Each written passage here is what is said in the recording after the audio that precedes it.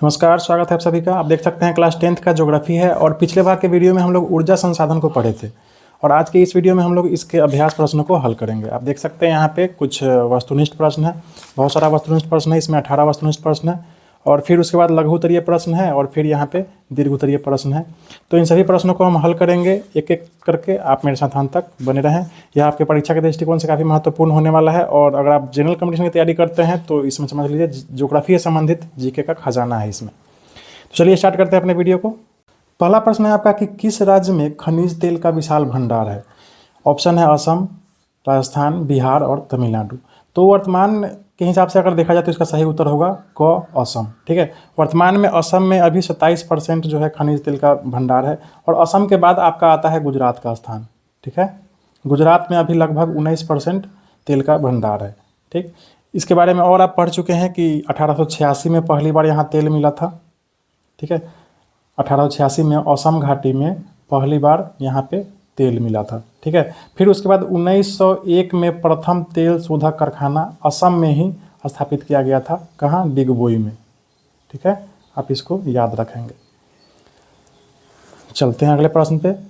2 number प्रश्न है कि भारत के किस स्थान पर पहला परमाणु ऊर्जा केंद्र स्थापित किया गया था। यानी भारत का पहला परमाणु ऊर्जा केंद्र कहाँ स्थापित किया गया था। आपका ऑप्शन है क कलपक्कम, नरौरा, राणा प्रताप सागर और घ है तारापुर। तो इसका सही उत्तर होगा तारापुर, जो कि महाराष्ट्र में स्थित है। यहाँ पे भारत में पहली बार 1955 में यहाँ पे परमाणु ऊर्जा केंद्र स्थापित किया गया था। ठीक है, इसके बाद हम बात करें कलपक्कम की, तो कलपक्कम जो है ये तमिलनाडु में है। इसके अलावा कुडनकुलम भी तमिलनाडु में है। राणा प्रताप सागर को रावत भाटा भी कहते हैं, जो राजस्थान में है। और नरौरा जो है ये उत्तर प्रदेश में है। ठीक है, ये सभी परमाणु ऊर्जा केंद्र है। आपका अगला प्रश्न है 3 नंबर की कौन सा ऊर्जा स्रोत अनवीकरणीय है। ठीक है, तो आपका ऑप्शन है जल, सौर, कोयला और पवन। इसका सही उत्तर होगा ग कोयला। कोयला को आप एक बार यूज कर लेंगे तो ये खत्म हो जाएगा। इसको बनने में लाखों करोड़ों साल का समय लगता है। ठीक है, इसलिए कोयला जो है यह अनवीकरणीय है। बाकी सब ये जल, सौर, पवन ये सब नवीकरणीय है। ठीक, 4 नंबर आपका प्रश्न है कि प्राथमिक ऊर्जा का उदाहरण नहीं है। इनमें से कौन जो है ये प्राथमिक ऊर्जा का उदाहरण नहीं है, यानी गौण ऊर्जा है। ठीक है, तो गौण ऊर्जा कौन है इसमें? ऑप्शन है कोयला, विद्युत, पेट्रोलियम और प्राकृतिक गैस। तो इसका सही उत्तर होगा ख विद्युत। ठीक है, ये जो है ये प्राथमिक ऊर्जा नहीं है। ठीक, बाकी ये जो कोयला है, पेट्रोलियम है, प्राकृतिक गैस है, ये सब क्या है? प्राथमिक ऊर्जा है। ठीक है, प्राथमिक ऊर्जा से जो बनता है उसको हम गौण ऊर्जा कहते हैं। तो विद्युत बनने के लिए इन तीनों का यूज होता है। ठीक है, तो विद्युत जो है ये गौण ऊर्जा हो गया और ये तीनों प्राथमिक ऊर्जा है। ये आप पढ़ चुके हैं पहले। चलिए चलते हैं अगला प्रश्न 5 नंबर पे। इनमें से ऊर्जा का गैर पारंपरिक स्रोत कौन है?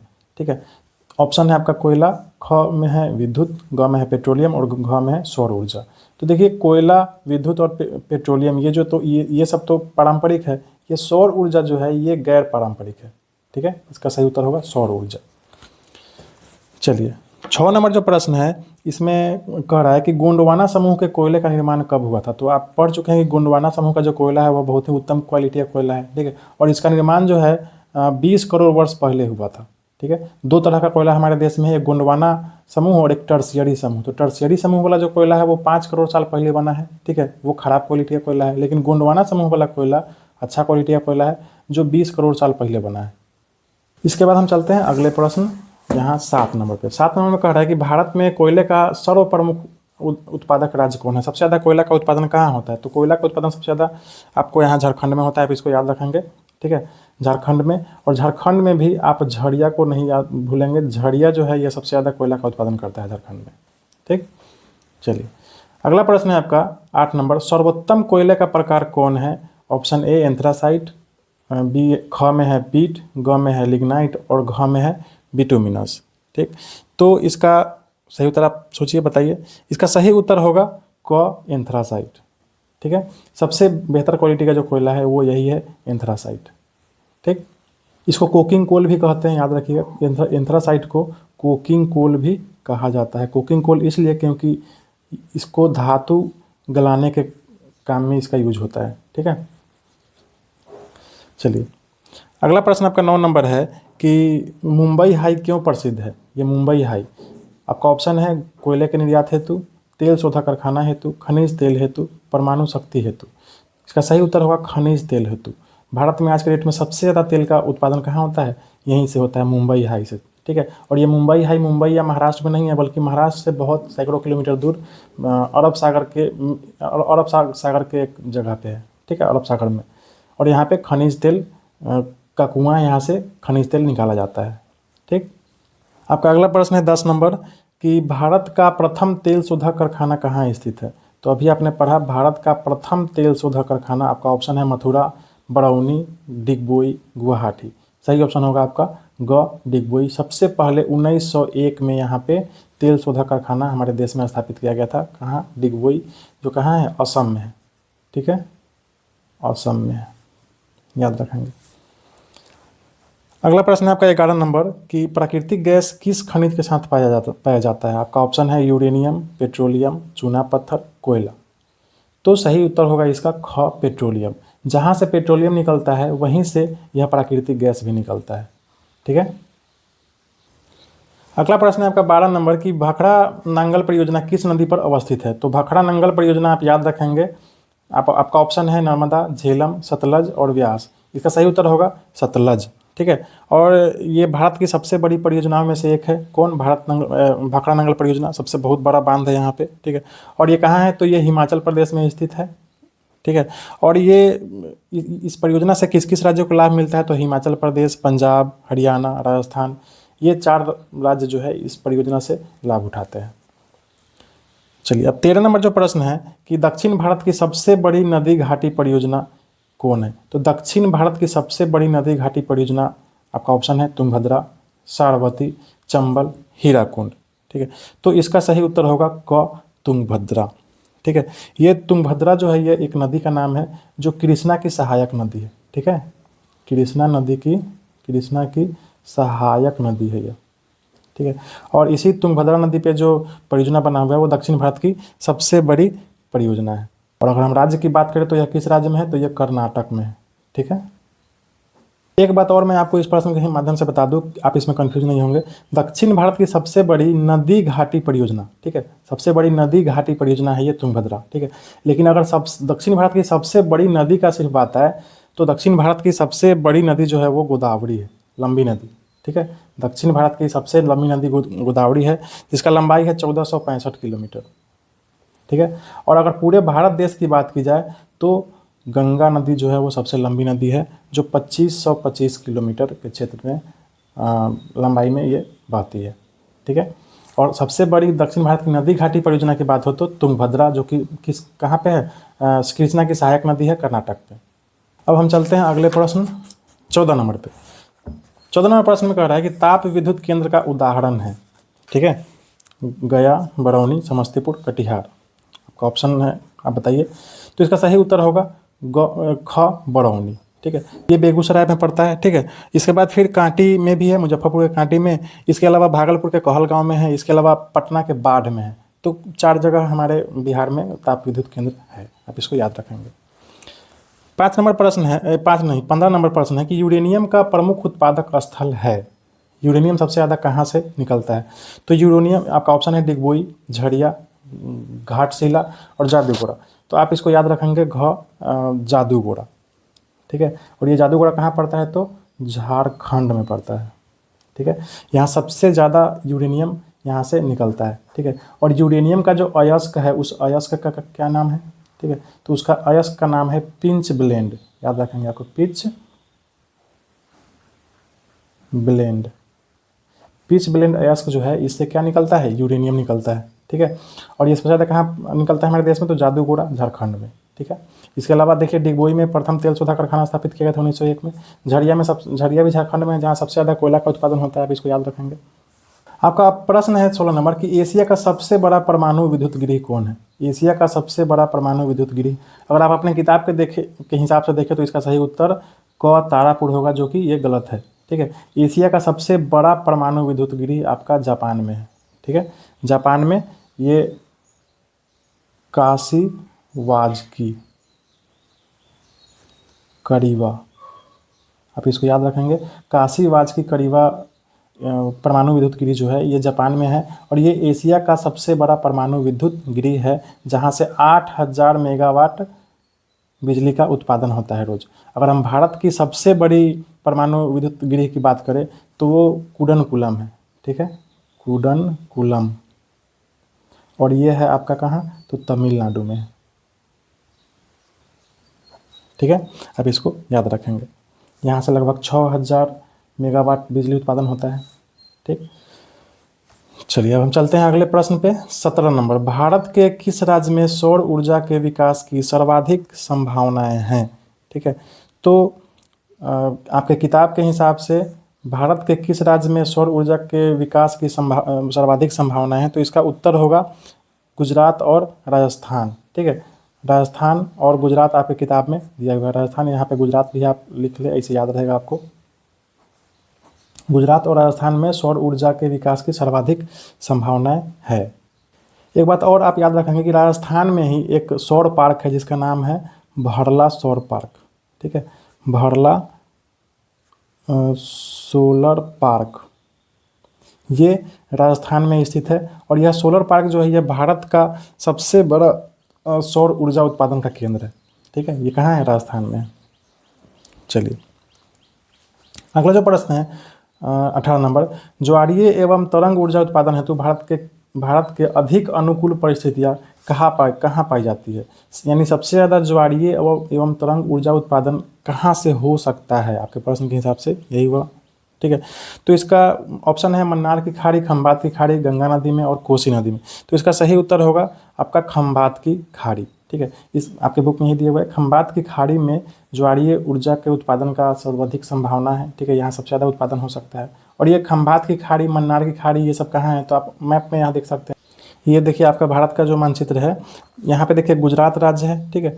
तो ये जो क्षेत्र है ये कच्छ की खाड़ी है, आप इसको याद रखेंगे। ये जो क्षेत्र है ये कच्छ की खाड़ी है और ये जो क्षेत्र है ये खंबात की खाड़ी है, ठीक है। और यहीं पे सबसे ज़्यादा ज्वारीय ऊर्जा उत्पादन का संभावना है, ठीक है। आपके प्रश्न का जो उत्तर है वो यही है, खंबात की खाड़ी। एक और मन्नार की खाड़ी जो था आपके प्रश्न में, ऑप्शन में, ये मन्नार की खाड़ी यहाँ भारत और श्रीलंका के बीच में जो खाड़ी है इसको मन्नार की खाड़ी कहते हैं, ठीक है। ये पूरा बंगाल की खाड़ी है और इधर अरब सागर है, ये तो आपको पता ही है। चलिए हम चलते हैं अपने प्रश्न पे। तो सबसे ज़्यादा कहाँ होगा, खंबात की खाड़ी उत्तर में, ठीक है। इसके बाद आपका जो ये वस्तुनिष्ठ प्रश्न है ये खत्म हो गया। अब हम चलते हैं आगे लघुत्तरीय प्रश्न पे, ठीक है। देखिए ये सभी प्रश्न का जो उत्तर है ये आपके किताब में ही है, तो हमको ज़्यादा इसमें मेहनत करने की जरूरत नहीं पड़ा है। आपका जो पहला यहाँ पे प्रश्न है कि पारंपरिक एवं गैर पारंपरिक ऊर्जा स्रोतों के 3 उदाहरण लिखिए। तो आइए हम लघुत्तरीय प्रश्न में, हम पहला जो प्रश्न है पारंपरिक और गैर पारंपरिक ऊर्जा स्रोतों के 3 उदाहरण लिखिए। तो चलते हैं, इसका जो उत्तर होगा आप यहाँ से लिख सकते हैं। यहाँ पे देखिए समय के आधार पर 2 क्षेत्रों में बांटा हुआ है, पहला है पारंपरिक और दूसरा है गैर पारंपरिक, ठीक है। तो देखिए यहाँ पे कोयला, पेट्रोलियम और प्राकृतिक गैस जो है ये पारंपरिक है, आप यहाँ से तीनों पारंपरिक के बारे में लिख सकते हैं। और सूर्य, पवन, ज्वार, परमाणु ऊर्जा तथा गर्म झरने आदि गैर पारंपरिक है, तो आप इसको गैर पारंपरिक में लिख सकते हैं। आपका 2 नंबर प्रश्न है कि गोंडवाना समूह के कोयले क्षेत्रों के नाम लिखिए। गोंडवाना समूह में कौन कौन सा कोयला क्षेत्र आता है, गोंडवाना समूह का जो कोयला का क्षेत्र है वो कहाँ कहाँ है, तो आप इसको याद रखेंगे, यहाँ से लिख देंगे। ये मुख्यतः 4 क्षेत्र है, 4 नदी घाटियों में पाए जाते हैं। पहला है आपका यहाँ पे दामोदर घाटी, दूसरा सोन घाटी, तीसरा महानदी घाटी और चौथा वारधा गोदावरी घाटी। और अगर राज्यों की बात हो तो झारखंड, उड़ीसा, छत्तीसगढ़, पश्चिम बंगाल और मध्य प्रदेश। आप आंसर में बना सकते हैं, एकदम आसान है। आपका 3 नंबर प्रश्न है कि झारखंड राज्य के मुख्य कोयला उत्पादक क्षेत्रों के नाम अंकित कीजिए, यानी झारखंड राज्य में कहाँ कहाँ कोयला का उत्पादन होता है इसका आपको नाम लिखना है।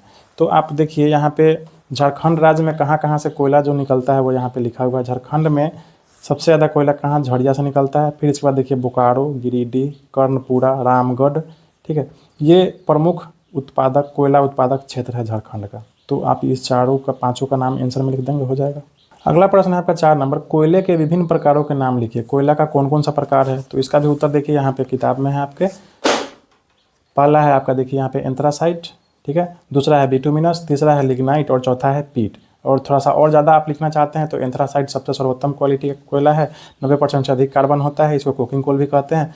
बिटुमिनस में 70 से 90% कार्बन होता है। लिग्नाइट में 30 से 70% कार्बन होता है, इसको भूरा कोयला भी कहते हैं। और पीट में 30% से कम कार्बन होता है, ठीक है। थोड़ा डिटेल में लिखना चाहते हैं तो आप ये भी लिख सकते हैं, लेकिन सिर्फ प्रकार लिखना है तो आप यही 4 प्रकार लिखिए। लघुत्तरीय प्रश्न तो सिर्फ यही 4 आप लिखिए, आंसर का काम खत्म। चलिए आपका अगला प्रश्न है 5 नंबर कि पेट्रोलियम से किन किन वस्तुओं का निर्माण होता है। पेट्रोलियम से देखिए यहाँ पे कौन कौन सा चीज़ बनता है, तो गैसोलीन, डीजल, किरासन तेल, स्नेहक, कीटनाशक दवाएं, पेट्रोल, साबुन, कृत्रिम रेशा, प्लास्टिक, इन सभी का नाम लिख दिया, आपका आंसर हो गया।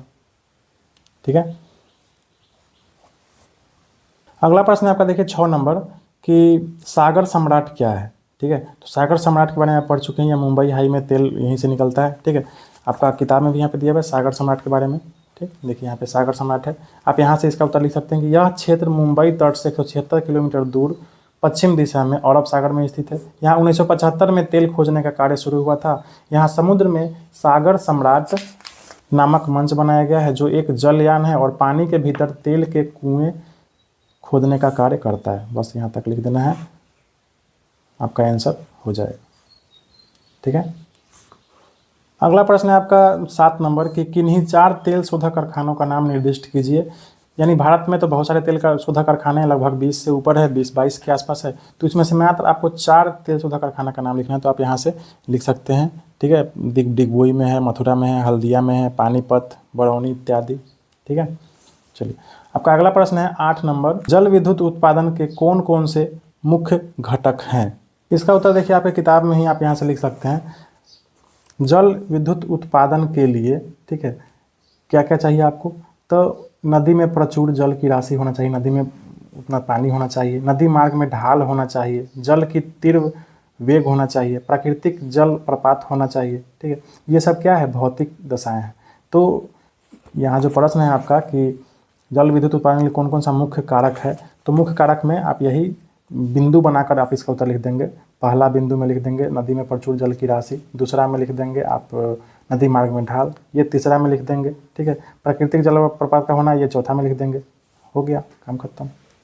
आपका अगला प्रश्न है 9 नंबर कि नदी घाटी परियोजनाओं को बहुउद्देशीय क्यों कहा जाता है। इसको बहुउद्देशीय इसलिए कहा जाता है कि इससे बहुत सारे उद्देश्यों की प्राप्ति होती है। अब वो कौन कौन सा उद्देश्य है, तो यहाँ पे आप देख सकते हैं, नदी घाटी परियोजना के बारे में यहाँ पे दिया हुआ है कि नदियों पर बैराज बनाकर ऐसा उपाय करना जिससे सिंचाई के साथ, अब देखिए नदी घाटी परियोजना का कितना फायदा है। तो देखिए 1 नंबर में सिंचाई हो गया, सिंचाई के साथ बिजली उत्पन्न, ये 2 नंबर हो गया। ठीक है, बाढ़ की रोकथाम करना, ये 3 नंबर हो गया, मिट्टी का कटाव रोकना, ये 4 नंबर हो गया, मछली पालन हो गया, ये 5 नंबर। ठीक है, नहर के निर्माण द्वारा यातायात की सुविधा को बढ़ाना, 5 नंबर। ठीक है, पर्यटन उद्योग हेतु, ये 6 नंबर हो गया। देखिए एक परियोजना से कितना सारा फायदा हो गया। ठीक है, नमनीय स्थानों का निर्माण आदि अनेक लाभ एक ही समय एक साथ लिए जा सके, तो ऐसी परियोजना बहुमुखी, बहुधनधीय एवं बहुउद्देशीय परियोजना कहलाती है। ठीक है, आप यहाँ से इतना लिख सकते हैं। अगला प्रश्न है आपका 10 नंबर कि निम्नलिखित नदी घाटी परियोजना किन किन राज्यों में अवस्थित है। आपको सिर्फ राज्य लिखना है। ठीक है, तो हीराकुंड जो है ये आपका उड़ीसा राज्य में है, नदी का नाम लिख सकते हैं, यह महानदी पे है। ठीक है, तुंगभद्रा जो है ये कर्नाटक राज्य में है, और आप नदी का नाम लिख सकते हैं तुंगभद्रा नदी पे है, जो कृष्णा की सहायक नदी है। ठीक है, कर्नाटक राज्य में। रिहांद जो है ये आपका उत्तर प्रदेश में है, जो सोन की एक सहायक नदी है रिहांद, उसी पे है। ठीक है, तो सिर्फ आपको राज्य का नाम लिखना है, तो ये हीराकुंड आपका उड़ीसा, तुंगभद्रा कर्नाटक, और रिहांद जो है ये हो गया यूपी। ठीक, चलिए 11 है, ताप शक्ति क्यों समाप्य संसाधन है। ताप शक्ति को समाप्य संसाधन क्यों कहा गया है, इसका उत्तर देना है। इसके उत्तर में आप यहाँ से लिख सकते हैं कि देखिए ताप शक्ति संयंत्रों में तापीय विद्युत का उत्पादन करने के लिए किसका उपयोग किया जाता है, कोयला का, पेट्रोलियम का और प्राकृतिक गैस का। ठीक है, और ये जो संसाधन है कोयला, पेट्रोलियम, प्राकृतिक गैस एक दिन खत्म हो जाएंगे। ठीक है, अतः इसको समाप्य संसाधन कहा जाता है। ठीक है, आप लिख सकते हैं आसानी से। चलिए आपका नेक्स्ट क्वेश्चन जो है ये है कि परमाणु शक्ति किन किन खनिजों से प्राप्त होता है, यानी एटॉमिक एनर्जी जो है वो किस किस खनिज से प्राप्त होता है, इसका उत्तर देना है। Ilmenite, vanadium, antimony, graphite, uranium और मेंजाइट आदि से प्राप्त होता है। तो आप इस 1 2 3 4 5 6 इस सभी 6 का नाम लिख दें, इसका आंसर हो जाएगा। ठीक है, अगला प्रश्न है आपका कि मोनाजाइट भारत में कहाँ उपलब्ध है। तो इसका उत्तर आप यहाँ से लिख सकते हैं कि मोनाजाइट जो है ये केरल में राज्य में प्रचुरता से पाया जाता है। सबसे ज़्यादा की अगर बात हो तो मोनाजाइट केरल में पाया जाता है।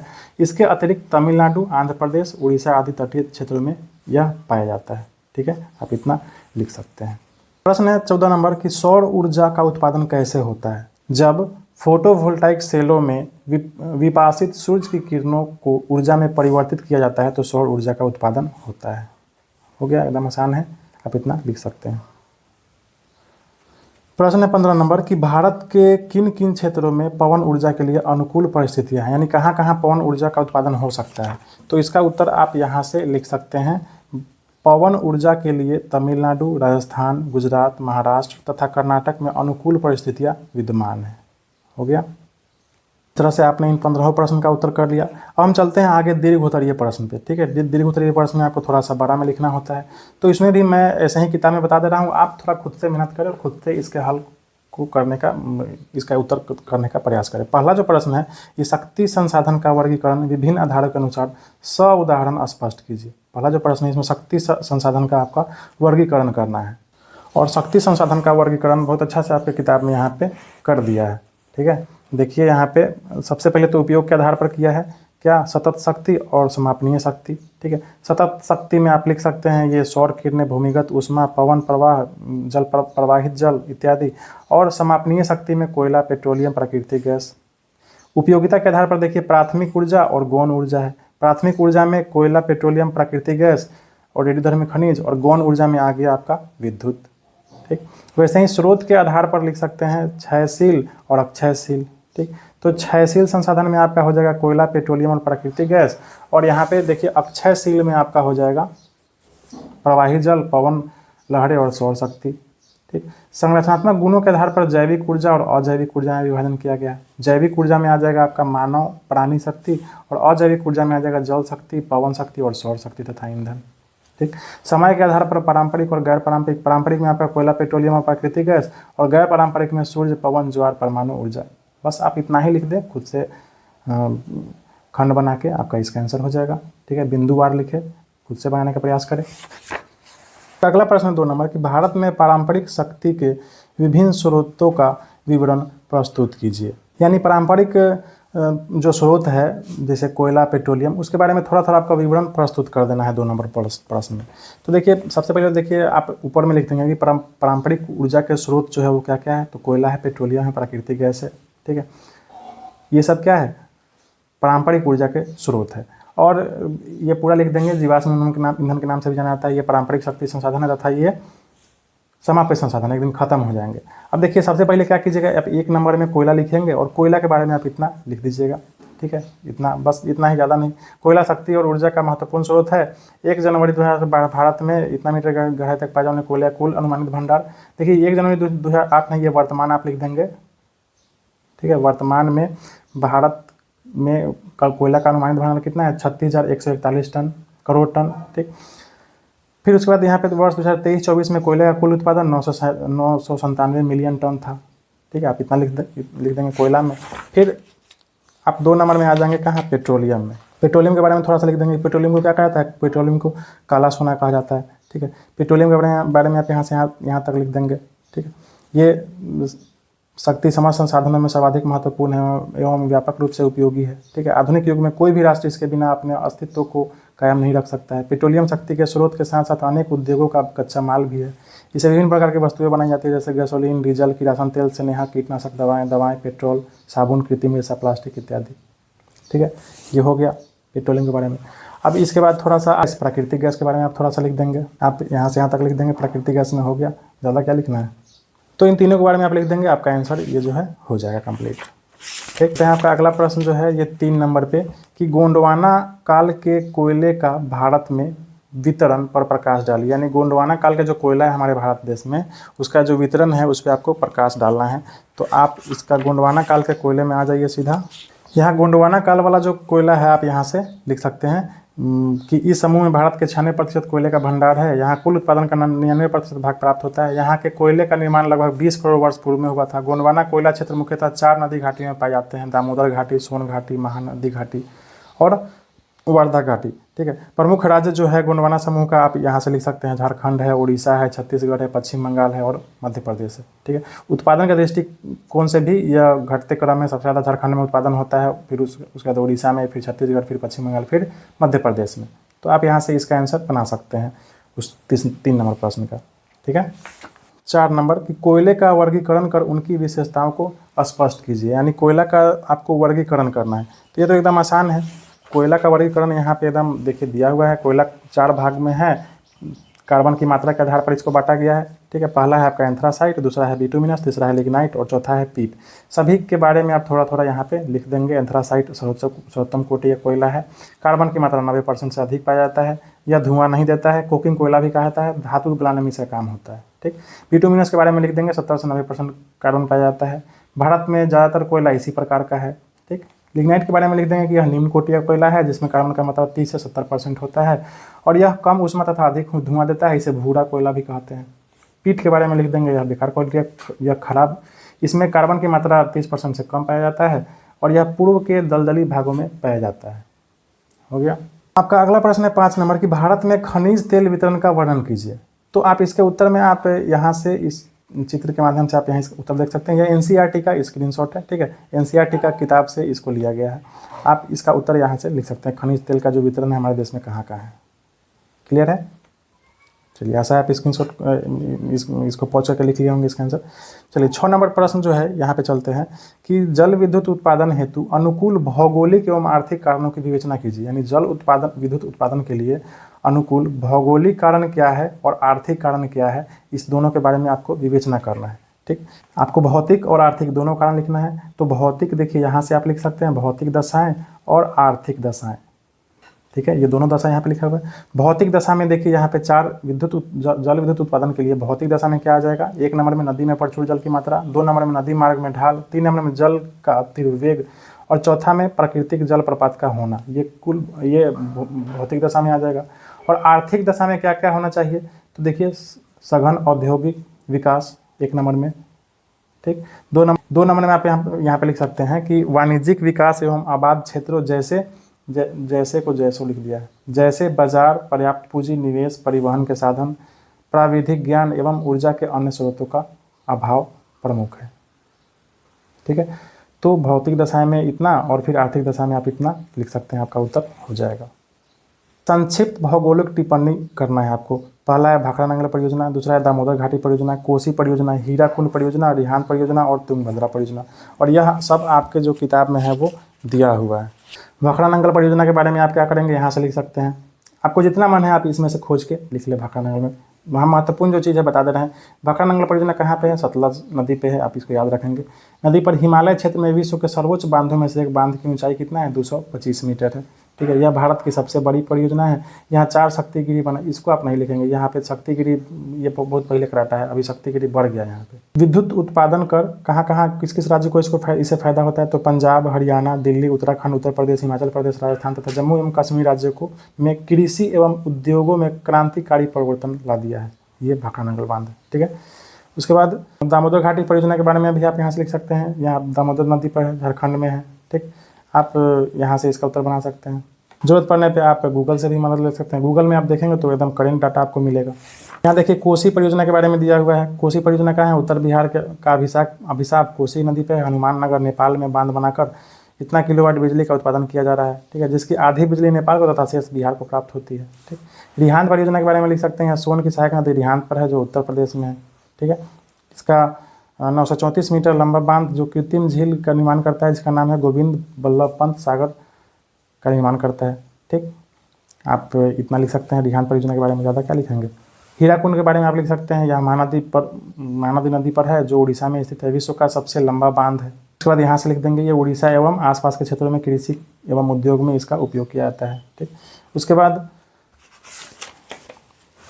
इतना ही है। रिहांद हीराकुंड के बाद देखिए रिहांद है और फिर तुंगभद्रा है। चंबल के बारे में नहीं है। तुंगभद्रा के बारे में आप यहाँ से लिख सकते हैं। कृष्णा की सहायक नदी तुंगभद्रा पर कर्नाटक में अवस्थित दक्षिण भारत की सबसे बड़ी नदी घाटी परियोजना है, जो कर्नाटक एवं आंध्र प्रदेश के सहयोग से तैयार हुआ है। इसकी बिजली का उत्पादन क्षमता 1 लाख किलोवाट है, जो सिंचाई के साथ साथ सैकड़ों छोटे बड़े उद्योगों को बिजली आपूर्ति करता है। ठीक,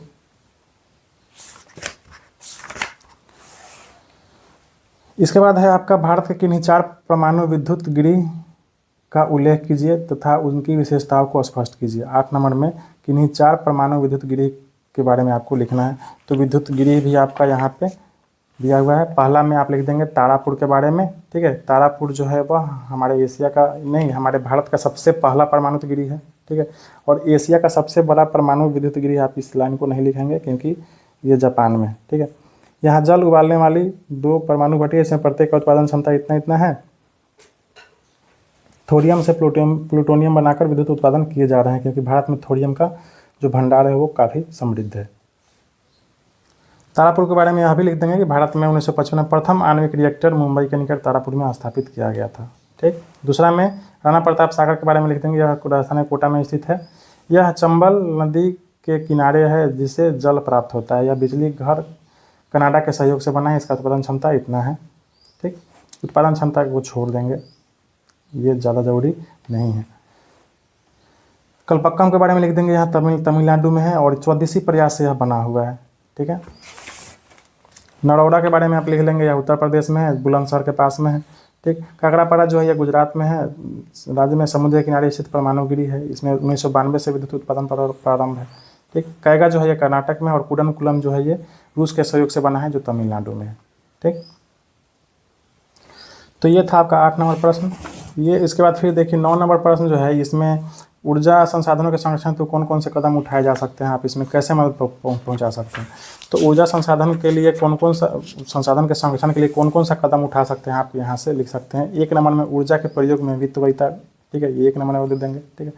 आप इसमें से लाइन थोड़ा सा निकाल सकते हैं। ऊर्जा संकट से बचने के लिए प्रथमतः क्या करना चाहिए, ऊर्जा के उपयोग में मितव्ययिता यानी उसका कंजूसी करेंगे थोड़ा सा हम, तो ऊर्जा कम इसका खर्च होगा, ठीक है। इसके लिए तकनीकी विकास की आवश्यकता है, तो आप लिख सकते हैं। 2 नंबर में आप लिख देंगे ऊर्जा के नवीन क्षेत्रों की खोज, ठीक है। और फिर उसके बाद इसमें से 1-2 लाइन निकाल सकते हैं। फिर उसके बाद 3 नंबर में लिख देंगे ऊर्जा के नवीन वैकल्पिक साधनों का उपयोग, ठीक। इसमें से भी आप जो अच्छा लगे आप 1-2 लाइन निकाल सकते हैं। उसके बाद फिर अंतर्राष्ट्रीय सहयोग, इसमें से भी आप 1-2 लाइन निकाल सकते हैं जो अच्छा लगे। आपका जो उत्तर है वो हो जाएगा इसका 13 नंबर का, 13 नहीं 9 नंबर का। इस तरह से आपका यह जो प्रश्नावली है ये ख़त्म हो गया, ठीक है। तो इसमें देखिए कुल 9 दीर्घ उत्तरीय प्रश्न थे, 15 लघु उत्तरीय प्रश्न और 18 वस्तुनिष्ठ प्रश्न। इन सभी प्रश्नों को आपने हल कर लिया। इसी के साथ आपका यह जो वीडियो है आप कंप्लीट हो रहा है। अब हम अगले चैप्टर के साथ जल्दी मिलेंगे आपको एक नए वीडियो में। तब तक आप पढ़ते रहें और खुश रहें।